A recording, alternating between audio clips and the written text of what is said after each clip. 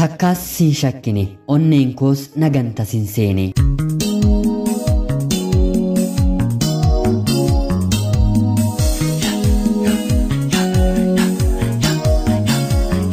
Yeroodhaaf maqaa kiyya himachuun barbaadu kan hin dhaladhee guddadhee dachee magariituu Oromiyaa keessattidha. Barnoota koos hanga kutaa 8tti baradhe. Haa ta'uutii garuu kutaa 8ffaa booddee deemee akkan galmoofneef maatiin kiyya na dhorkani. Abbaan kiyyaa barumsisiif kudhaama haadha keetii jedhee natti dubbate. Sanaan booddees yookiin heerumii yookiin immoo gara biyya hambaa deemi jechuun carraa lama naaf laate. Dargaggoonni garaagaraas gaaffii fuudhuus haa ta'uu gaaffii jaalalaa yeroo sanatti naaf dhiyeessan jiraatanis ani kaayyoon koo baradheen galmaan ga'uu ture. Haa ta'uutii garuu sababa maatii koo kanatti barnoonni naaf hin milkoofne. Anis dubbii kana abbaa koo irraa akkuman dhagayetti obboleessa koo bira deemeen heerumuu hin barbaaduu yoo milkaa'eef biyya hambaan deemaa jedheen isatti madhe. Obboleessi koos tole maal ta'aree lama dhabuu jiraaree naan jechuun abbaa kiyyatti naaf himee piroosesii na jalqabsiise. Rabbis na gargaaree baatii 2 keessatti piroosesiin hundi isaa naaf xumurame. Kanaan booddees gara Saawud Arabiyaatti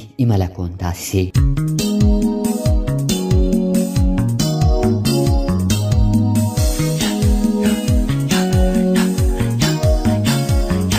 Manni anaan dhaqqabes mana baay'ee nama sodaachisuu fi hojiinis baay'ee nutti ulfaatu ture. Haa ta'uutii garuu obseen waggaa 2 hojjedhe. Waggaa 2 booddees meeshaa barnootaallee asuma Saawud Arabiyaa keessatti bitadheen gara biyyaa galeen barnoota koo eegala jedhee yaade. Haa ta'uutii garuu hiriyoonni koo tokko akkana gorsanitti dubartoonni biyya Arabaa jiraatanii barnoota yeroo jalqaban qeequmsaa fi arrabsoowwan adda addaa isaan dhaqqabu waan danda'uuf deemtee sanatti rakkachuu keerra sittaa hafuu jechuudhaan hiriyoonni koo na gorsanii. Anis ol baaseen gadi buuseen erga nu badhee booda gara biyyaatti yoon deebi'ee haalli jireenya koo ulfaatuu mala jedheen shakkii of keessatti waraabe. Manni ani keessa jiraachaa tures hedduu waan ulfaatuuf kanatti deebi'uu koorra jedheen hiriyoota koo 3 waliin mari'achuun yeroo maadaamiin keenya hin jirretti mana ishee lakkisnee baanee banne. Rabbis nu gargaaree yeroo gabaabaa keessatti 3 keenyayyuu maallaqa bareedaa fi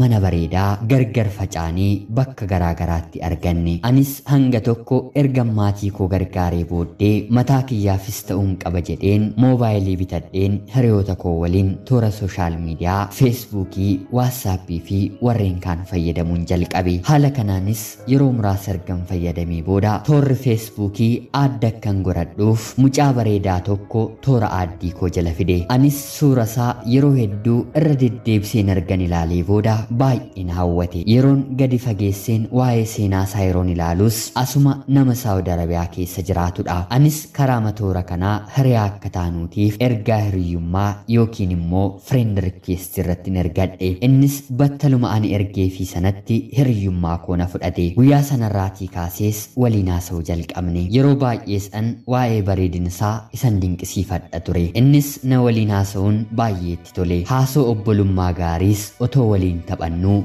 baatiiwwan lakkoofsifne. Innis turtii kana booddee maaliif wal dhiphisnaa anoo si jaalladheera naan jechuun gaaffii jaalalaa naaf dhiyeesse. Onneen koo dursitee bifa isaatti naatee waan turteef naasuu lammaffaa gaaffii jaalalaa yeroo naaf dhiyeessu ammas miira jaalalaan keessummeessite. Akka shamarrummaa kootti erga nuuf qabee booddee dubartii tokko harkatti galfachuun akka inni ulfaatu ergan isatti argisiisee booddee gaaffii jaalala isaa tole jedheen fudhadhe.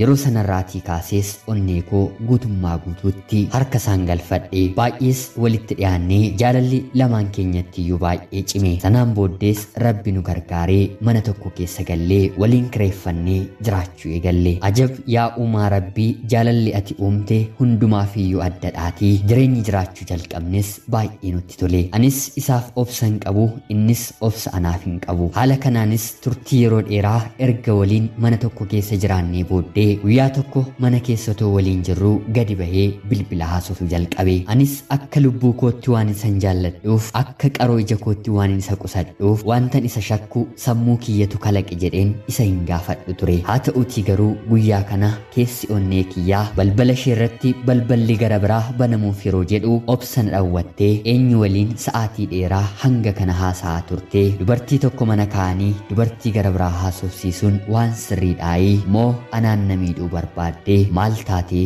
jedheen isa gaafadhe. Innis dhiifama yaa lubbuu koo haasomti natti tollaan malee ani kana hin yaannee hanga lubbuun koo jirtutti si miidhuu hin danda'u hin godhusii jedheenaaf deebise. Guyyaa sanarraatii kaasees deebi'ee akka haasofsiisni naaf kakate. Yeroo sanattis aareen mana keessa taa'aa waan hin tureef dhiisi hin aariinii deemii dalagaa hojjedhu koottu naan jedhe. Anis aarii keessaa baheen gara dalagaa kootti bobba'e. Guyyaan tokko lama too jettu torban baatii otoo turtii baatii booddee namni ani jaalladhu kun yoo na dhageesseef waan tokko sitti himadhaa jechuun na gaafate. Anis dhimma biraa fi dhimma waa'ee keenyaa bor maal akka taanuu fi maal akka geenyu wantoota nu barbaachisan yaadeeti moo jedheen mee maal nataa jedheen yeroon isan gaafadhu mucayyoo tokkorraa anaan jaalalli na qabeeraa jechuudhaan afaanuma mataa isaatiin natti hime. Anis keessa kootti kolfaa boo'aa akkam gootaree jedheen yeroon isan gaafadhu nan fuudhakaa jedheenaaf deebise. Anis battaluma sanatti naasuudhaan bakka hin jiru wallaaleen qalbiin kiyyas guyyaa sanarraatii kaasee isaaf kan qabdu na jalaa cabdee amala jirratte. Guyyaa sana naasuu sanaatiin wanta na dhukkubeef mana yaalaa galeen yeroon of barutti oksijiniin funyaaniif afaan koorra ture. Anis wantoota narratti ta'an duubatti deebi'een erga yaadadhe booda jireenyi gara fuulduraatti malee gara duubaatti hin deebitu jedheen mana galeen meeshaa koo walitti qabadhe. Otoonni deebi'ee natti hin dhufiin mana lakkiseen baha jedheen meeshaa koo otoo walitti hin qabachaa jiruu battala natti dhufe.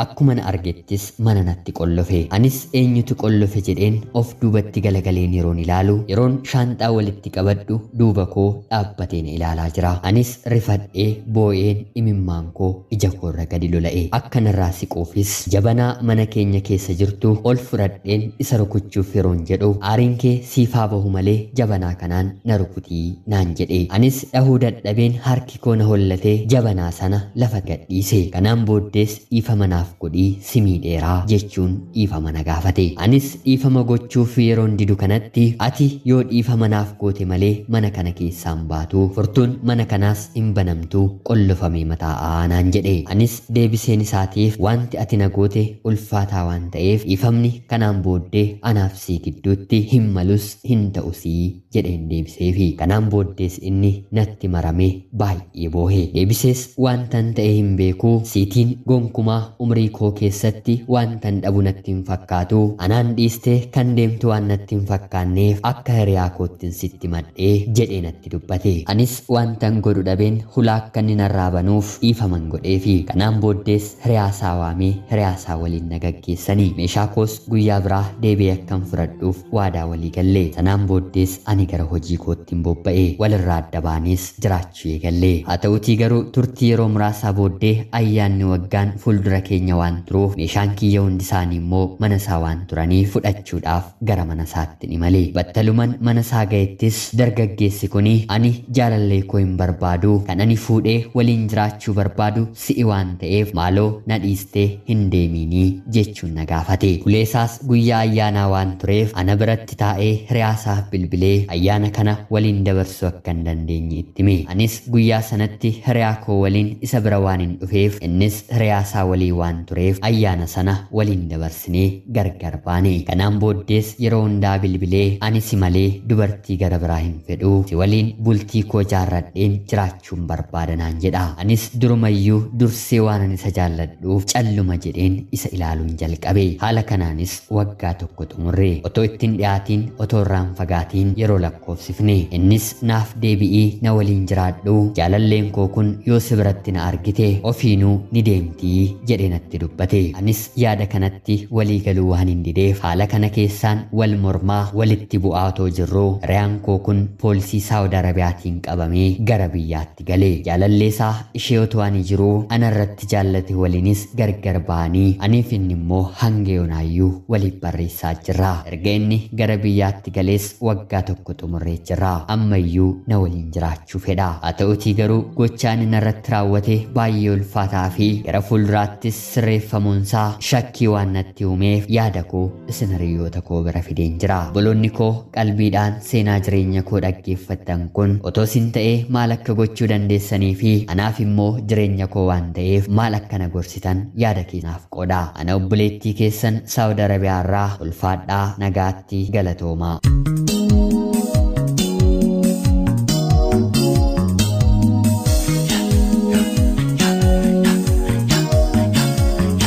Ashama akkam jirtu kabajamtootaaf hordoftoota qophii Oromiyaa 24. Nagaaf jaalalli tokkummaan bakka jirtan hundaatti hunda keessaniif yaa to'echaa guyyaa har'aas xalayaa obboleettii keenyaa siniif dubbiseen hin ka'a akkasin irraa barattanii fi guddaatti caqastan homaa shakkii tokko illee hin qabu. Obboleettii keenya ergaa kee kana nuuf ga'uu keetiif guddaa galatoomisiin jechaa kabajamtootaaf hordoftoonni qophii Oromiyaa 24 yaada obboleettii keenya deeggaru jireenya ishee boriitiif maal gochuu akka dandeessu seenaan jireenyaa kun kan keessan otoo ta'ee maal akka murteeffattan akka deeggartaniini kabajaan isinin gaafadha. Anis obboleettii kiyyaaf yaada mataa kiyyaa karaa keessaanan qoodaa fi egaan kabajamtootaaf hordoftoota qophii Oromiyaa 24 qophiin guyyaa har'aaf isiniif qabadheen dhiyaadhe kana fakkaatti. Hanga yoonaatti waan na dhaggeeffachaa turtaniif illee guddaa galatoomaa isiniin jechaa laayikii fi sheer gochuun deeggarsa keessaniin illee akka na waliin turtan kabajaan isinin gaafadha. Namoonni chaanalee keenyaaf haaraa taatan anaa dhufuu kun Oromiyaa 24 guyyaa guyyaatiin xalayaa jaalalaa fi seenaa jireenyaa nama barsiisuu bashannansiisuu danda'u isiniif qabattee waan dhiyaattuuf sanillee subscribe gochuun maatii keenya argatatanii booddee xalayaa jaalalaa yookiin seenaa jireenyaa nama barsiisuu bashannansiisuu danda'u karaa telegiraamii karaa lakkoofsa bilbilaa kiyyaa duwwaa 937 naaf erguun irratti hirmaachuu dandeessu. Qopheessuuf qindeessuun isin waliin kanan ture ani gammachiista shoomeeti. Qophii gara biraatiin hanga walitti deemnutti bakka jirtan maraan turtii gaarii.